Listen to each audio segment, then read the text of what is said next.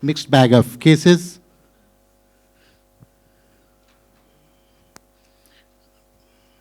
This is our team.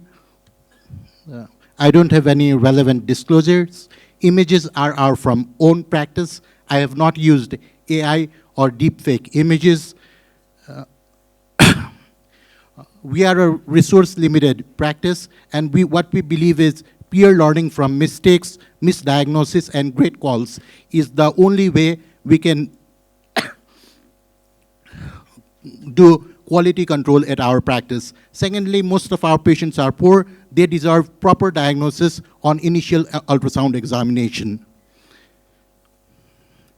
This case was initially read as GB mass.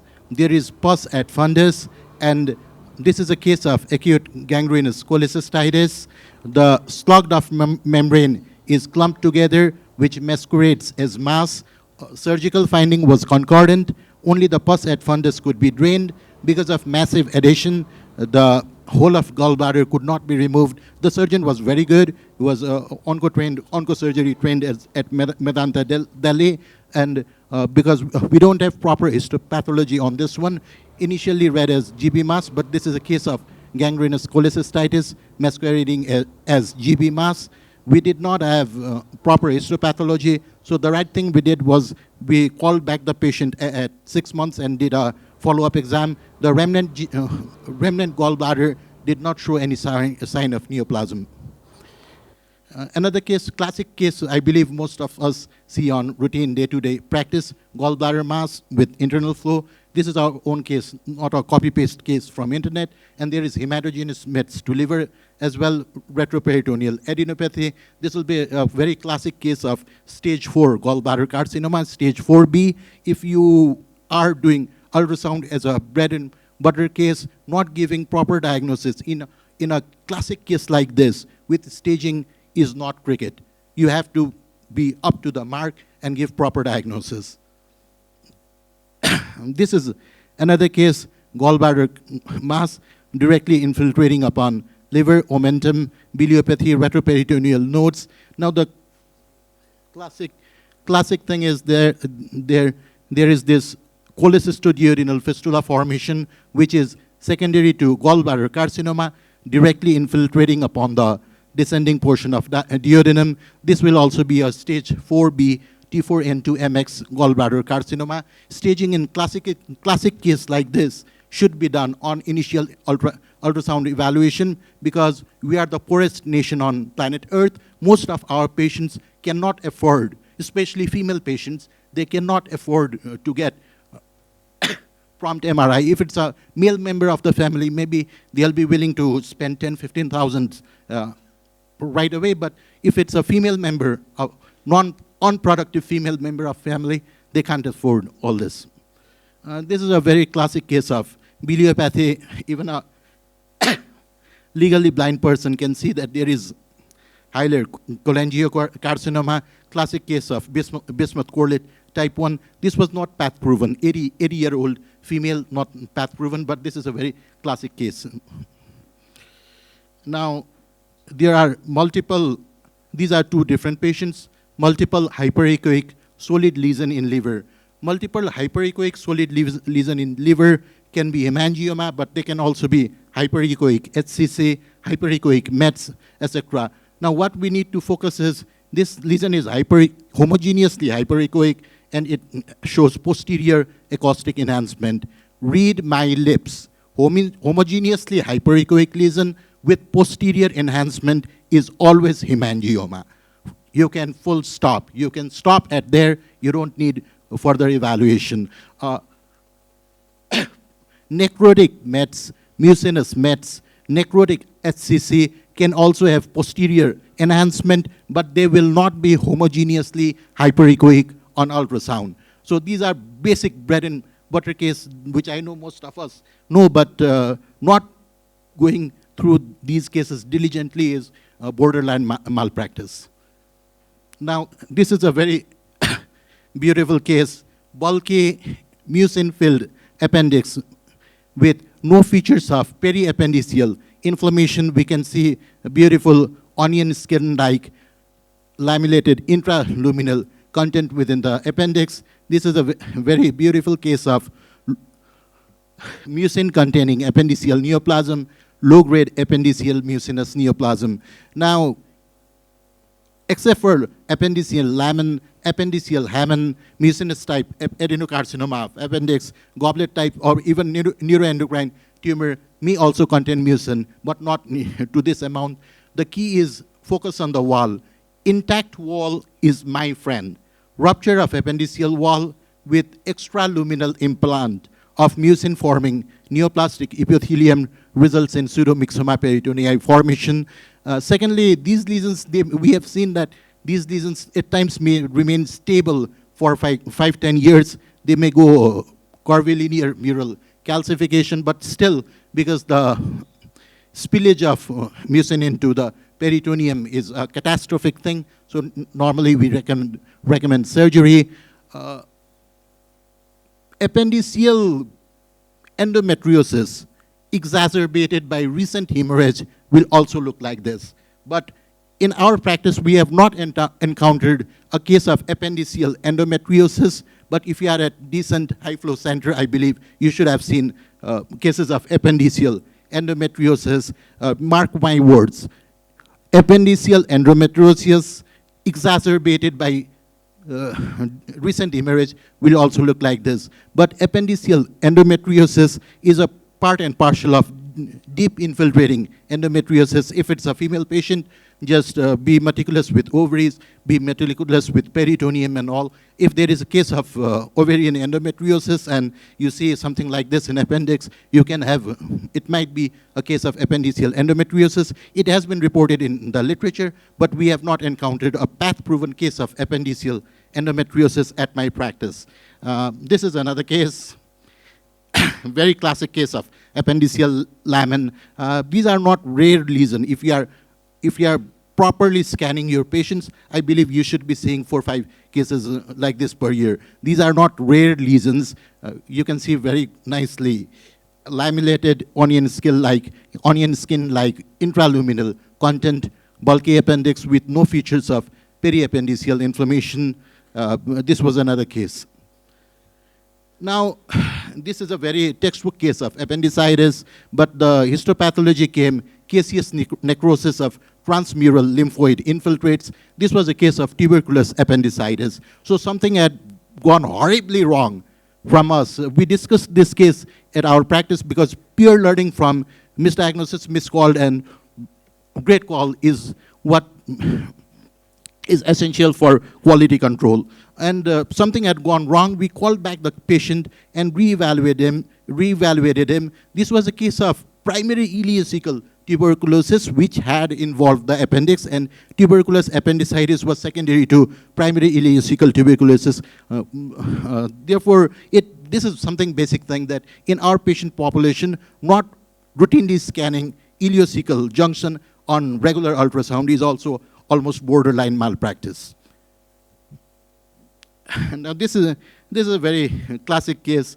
30-year-old female, dilated main pancreatic duct, intraluminal lithiasis. Quickly reading this as chronic calcific pancreatitis and moving on will result in missing this heterogeneous area at the pancreatico-duodenal groove. This is a very beautiful case of chronic calcific pancreatitis with paraduodenal pancreatitis. Heterogeneous area in the pancreatico-duodenal groove. Chronic calcific pancreatitis and paraduodenal pancreatitis, they both fall on the spectrum of chronic pancreatitis. A classic case that we all have encountered routinely. This is another case, 21-year-old young male with recurrent alcohol abuse, acute and chronic pancreatitis, dilated main pancreatic duct with peripancreatic inflammation exudates. Very beautiful case of acute and chronic pancreatitis. We must be seeing cases like this very often. Those of us who are doing proper ultrasound should be seeing cases like this routinely at your practice. Now, this was a beautiful case. Dilated main pancreatic duct, massively dilated main pancreatic duct, biliopathy with solid hyperechoic, hypervascular lesion at the head of pancreas. Now, this lesion screamed neuroendocrine tumor of pancreas to us. Because of the size cutoff larger than 3 centimeter, biliopathy, dilated main pancreatic duct, we diagnosed it as malignant pancreatic neuroendocrine tumor. On histopathology, the report came prominent lymphoid follicles with reactive germinal centers. That did not make sense to us. Something had gone wrong, something that just we did not know about, and we did discuss this case. Histopathology came prominent lymphoid follicles with reactive germinal centers. It didn't make any sense to us. Then Dr. Google is there. We Googled it, and we came across this beautiful article by Dr. Vikram Deshpande, who is currently pathology chair at Beth Israel. This is a case of follicular pancreatitis.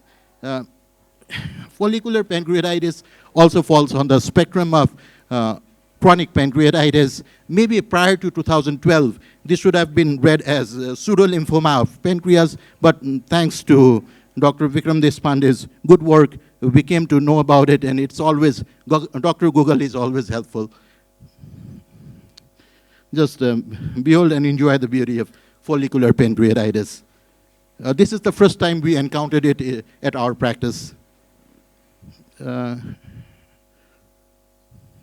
This is a classic case of right adrenal hematoma, 12-day neonate. Kidney is here, there is heterogeneous lesion. We suspected it to be an adrenal hematoma. We did a follow-up at 4 weeks, and the lesion had markedly decreased in size. Now, it didn't show any color uptake. Neuroblastoma would have been a close differential. It was quite difficult thing for me, but thankfully, lesion decreased in size, and it was good fit thing for patient as well. Now, this lesion, we had initially read this as renal tuberculosis. On early morning urine examination, this was done at Ram Manohar Lohia, Lucknow, it came out to be urinary tuberculosis. So something had horribly gone wrong at our practice. We discussed as to what we had missed, and there is urothelial thickening that should have raised the suspicion of renal tuberculosis. This another case is classic case of pyonephrosis. This one is urinary tuberculosis. This is a classic case of pyonephrosis. The point is, renal tuberculosis may present as pyonephrosis. It may present as infundibular stricture. It may present as putty kidney. But anyway, urothelial thickening in our patient population is something that should have raised the suspicion of renal tuberculosis. And anyway, it's the patient party wasn't happy, gave me a truckload of complaints, but it's a learning case, and I was thankful that he came back to me with grievances, and we have learned and improved from that experience. This case was initially read me as gross pyonephrosis with suppurative damage of renal parenchyma. On histopathology, it came out to be grossly necrotic cystic renal cell carcinoma. This was done at Max Delhi. So it brings home the point that grossly necrotic malignancy can masquerade as abscess. We have had experiences of grossly necrotic SCC looking exactly like hepatic abscess, not just on ultrasound, on contrast enhanced CT MRI, grossly necrotic breast carcinoma, triple negative breast carcinoma, looking exactly like breast abscess, triple negative breast abscess, retroperitoneal sarcoma being misread as psoas abscess. If you are following up on your patients, you'll know that if you are right 80% of time, 5 to 10% of time you'll be wrong. But if you are not never doing any follow-up, then that's a different thing. Good for you. This was initially read as multifocal renal abscess. This is a very classic case of xanthogranulomatous pyelonephritis with large calculus at the pelvis. Now, this focal omental edema here is due to epiploic appendicitis. This is something we frequently encounter every week. less than 3 centimeter is epiploic appendicitis. Greater than 3 centimeter is omental infarct. They both are fat ischemia, no need for differentiation. But the thing is, large omental infarct will look exactly like well-differentiated liposarcoma, not just on ultrasound, even on CT. The key is large omental infarct will resolve, liposarcoma won't. Well-differentiated liposarcoma and large omental infarct, no authority on planet Earth can differentiate them, just whether it resolves or not. This is a very classic case of active Crohn's disease, engorged vasa recta. If you are properly doing ultrasound, you must be witnessing these things regularly. This is a classic case of double bubble sign. Just make sure that these two bubbles communicate with each other. 26-week fetus. The point is that during routine anomaly scan at 18, 19 weeks, lesions like this are usually not appreciated. In our own experience, we generally appreciate them at around 25, 26 weeks. Now, this lesion can, in case patients who have renal agenesis or prior history of nephrectomy, it can easily be misread as normal kidney. This is a very classic apple core lesion of descending colon, path-proven case of colon carcinoma. This is a very classic floating ball sign, matured cystic ovarian teratoma. Dr. Christine, who is the chief editor of Radiographics, has reposted this case from her own Twitter handle. Now, this young man came with this.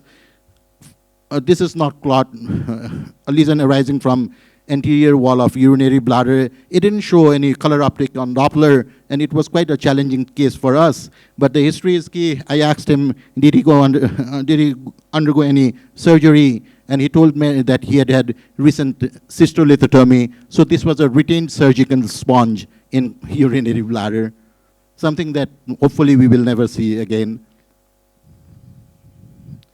Now, this is my team.